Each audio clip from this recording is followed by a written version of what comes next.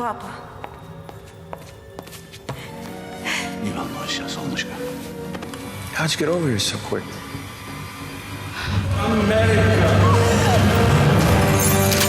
Yuri! Do it! Thank you. The story kicks off with a news report about a political prisoner named Yuri Kamarov. Тебе тоже не мешало подумать. Apparently, he's got some dirt on Viktor Chagarin, the guy aiming to be Russia's Minister of Defense. If the information gets out, Viktor's career could go down the drain. Ты считаешь, что я позволю тебе завтра? Knowing this, Viktor visits Yuri in prison, trying to pressure him into handing over the files.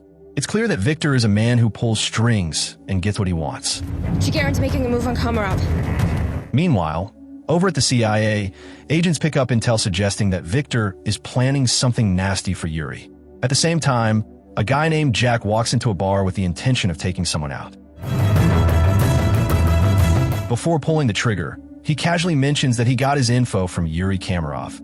Somewhere else, John, another key player, is practicing his shooting when his colleague Murphy shows up with news. Been a while. He's found John's son, but the situation isn't great. The kid's locked up in Russia for a shooting incident. Turns out, John is actually Jack's father. A lot of problems. Processing the news, John lets out his emotions by firing a few extra rounds before rushing to the airport, determined to get to Russia. During his flight, he flips through files about his son, whom he hasn't seen in ages. Meanwhile, Jack is being grilled by the Russian authorities. Cool as ever, he tells them he can help them get evidence against Yuri, as long as they let him see him.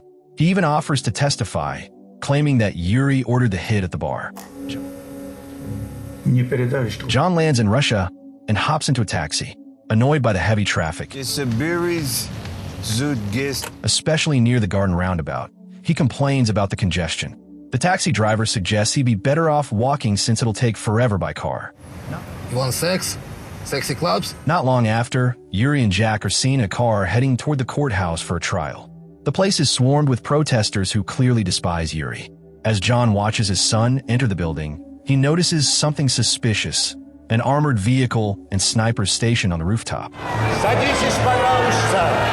Inside, Jack and Yuri get a brief moment alone. Jack subtly signals that he's about to break Yuri out. Outside, several black cars pull up.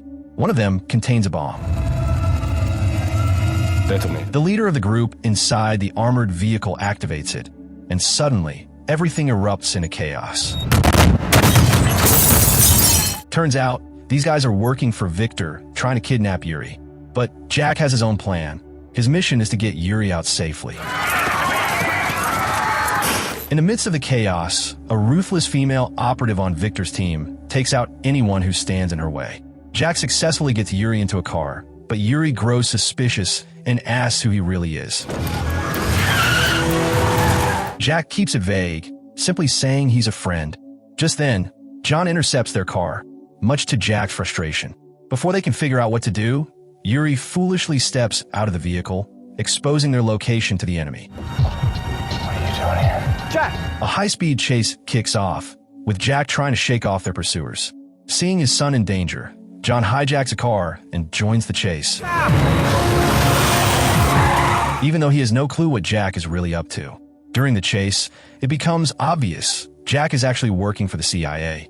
He tries to call for backup, but his team refuses to help since he arrived late at their meeting point. Reaper, how we looking? Guys, wait. Furious, Jack blames John for getting in the way and slowing him down. As the chase continues, Jack finds himself in trouble multiple times, but John steps in, blocking an armored vehicle to give Jack an opening. Eventually, John's car is stopped by the enemy, but he's not one to give up easily. He manages to steal another car, but is caught just as he tries to escape. Seeing his father captured, Jack can't just abandon him. Against his better judgment, he turns back to rescue John. Once they're safe in the car, Jack rips into his dad, blaming him for almost screwing up the mission. But John stays cool, arguing that he was actually helping. Meanwhile, Viktor gets a report that Yuri has managed to escape with the Americans. Half in Moscow looking for you, okay? I need you to get dressed. Jack and John make it to a safe house, where a CIA agent named Tony is waiting. Tony immediately demands that Yuri hand over the document. As John takes in his surroundings, it finally hits him. His son is a CIA agent. Yuri then reveals that the crucial document is hidden in a hotel in Ukraine. The clock is ticking, Yuri. But before he gives up the location, he wants to strike a deal, his daughter's safety in exchange for the files. Later, Jack is seen slipping a knife into his sock while Yuri makes a call to his daughter, telling her to meet him at the hotel. Suddenly, gunfire erupts and Yuri is hit in the hand. Thinking fast, Jack triggers an emergency explosion to cover their escape. The trio makes a break for Ukraine, but tensions are high. Once again, Jack blames John for throwing a wrench into a mission he spent 3 years working on. As they approach the hotel, John and Yuri get into a deep conversation. John admits that he regrets being so focused on work and neglecting his kids. What they don't realize is that Jack overhears everything. Once at the hotel, Jack and Yuri try to find a way inside without drawing attention. I hope. But John, ever the smooth talker, simply bribes the guards, making entry a breeze. Inside, Yuri finally reunites with his daughter, Irina.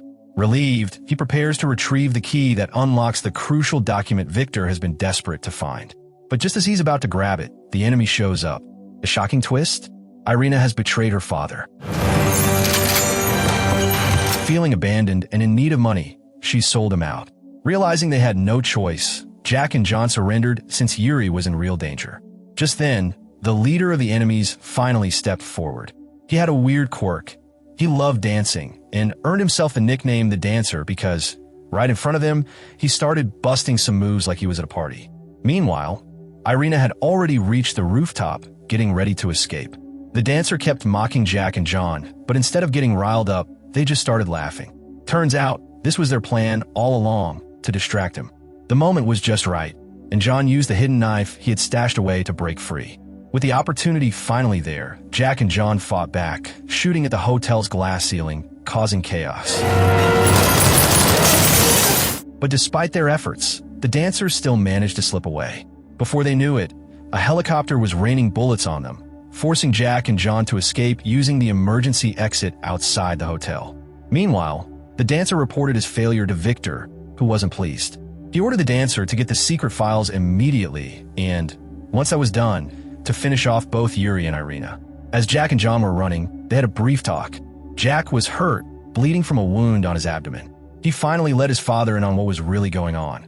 The files Victor was after contained crucial evidence about Chernobyl, exposing Victor's shady dealings and how he had framed Yuri for it all. The files could completely destroy Victor's career. The Chernobyl disaster for 1986 was being used as a cover-up, and Yuri had planned to bring the truth to light. In need of a vehicle, Jack spotted a parked car and decided it was the perfect one to steal because he could tell it had weapons inside. The nervous owner practically gave it away by acting all suspicious, like he had something to hide. Sure enough, the car was loaded, and once they got in, they sped off toward Chernobyl, knowing the dancer would be heading there too, since the files were still hidden in that area. At Chernobyl, the dancer had already arrived with Irina and Yuri, all suited up in protective gear due to the lingering radiation. When Jack and John finally got there, they scoped out the area and noticed heavy security all around. This was going to be risky. Before diving into the mission, John had a heartfelt moment with Jack, telling him how much he enjoyed spending time with him and how proud he was. Jack, though usually tough, couldn't help but admit he felt the same way. Meanwhile, inside the vault, the dancer and Irina were busy working on neutralizing the radiation in the area. Once it was clear, they ditched their protective suits. Yuri finally got to the vault and discovered what they were really after, pure uranium.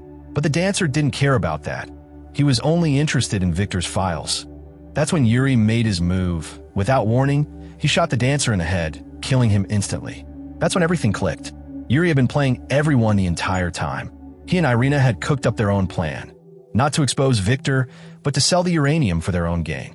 Victor had been nothing more than a pawn in Yuri's game. With the dancer out of the picture, the extraction team continued collecting the uranium.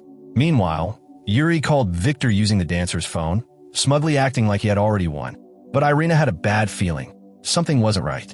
Her instincts were confirmed when some of her men started dropping like flies. Outside, Jack and John had reached the vault. But before they could do anything, Yuri walked in, acting all clueless, pretending he had no idea what was going on. Jack wasn't buying it, especially after seeing all the uranium. John put the pieces together. Yuri was the real villain here. Jack confronted him, realizing that the so-called secret file never even existed. Yuri had been manipulating Victor from the start, using him to escape from prison. Jack, furious, decided they were taking Yuri with them, whether he liked it or not.